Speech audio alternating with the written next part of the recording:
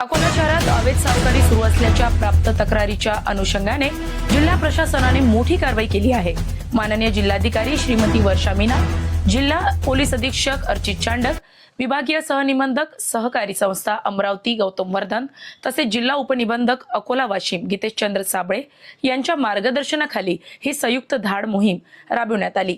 अकोला व वाशिम जिल्ह्यातील सहकार विभागातील अधिकारी व कर्मचारी यांच्या संयुक्त पथकांनी 9 अर्जदारांनी दाखल केलेल्या तक्रारीच्या अनुषंगाने गैर अर्जदारांविरुद्ध एकूण 16 ठिकाणी महाराष्ट्र सावकारी नियमन अधिनियम 2014 कलम 16 अंतर्गत धाड टाकून कारवाई केली। या मोहिमेत सहकार विभागातील सुमारे 90 अधिकारी कर्मचारी, पोलीस विभागातील 45 अधिकारी कर्मचारी सहभागी होते। फिरत्या पथकात कुमारी ज्योती मलये, उपनिबंधक सहकारी संस्था अकोला, अभय कुमार कटके, सहाय्यक निबंधक प्रशासन, अनिल मनवर कार्यालय अधीक्षक, आशिष घाटोळे कनिष्ठ लिपिक यांचा समावेश होता।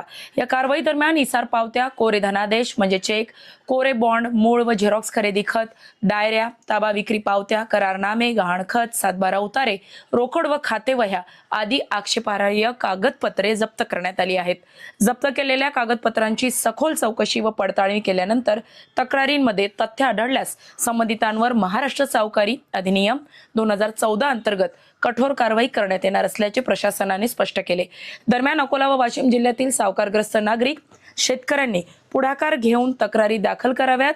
तक्रारदारांची ओळख गोपनीय ठेवली जाईल असे आवाहन जिल्हा उपनिबंधक सहकारी संस्था अकोला यांनी केले आहे।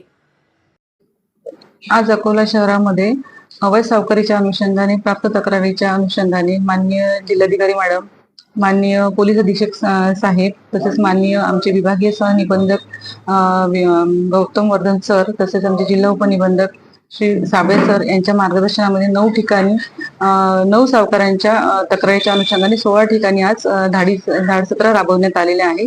त्याच्यामध्ये सहकार विभागातील जवळपास 80 ते 90 कर्मचारी अधिकाऱ्यांचा समावेश होता।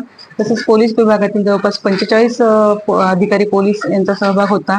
तसेच विविध पंच यांचा सुद्धा समावेश होता आणि पुढील कारवाई आता त्याच्यामध्ये चौकशी अंती पडताळणीनंतर पुढील कारवाई प्रस्तावित करण्यात येईल।